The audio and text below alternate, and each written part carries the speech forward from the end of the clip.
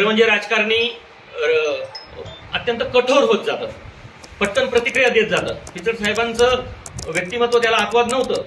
कोणीतरी काहीतरी येऊन सांगितल्यानंतर काही प्रतिक्रिया त्यांनी दिलेल्या आहेत।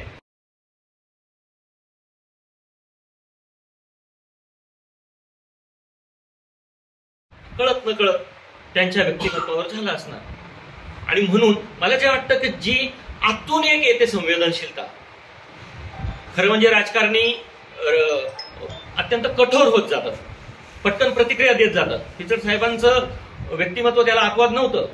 कोणीतरी काहीतरी येऊन सांगितल्यानंतर काही प्रतिक्रिया त्यांनी दिलेल्या आहेत। आपल्यातले अनेक जण त्याचे व्हिक्टिम पण झालेले असू शकतात। पण मला अत्यंत महत्वाची गोष्ट या ठिकाणी एक सांगायची आहे, ती म्हणजे पिचड साहेबांकडे विकासाची दृष्टी होती। त्या अनेक लोकांशी मोठी नोकरी मिळाली असते त्यांना,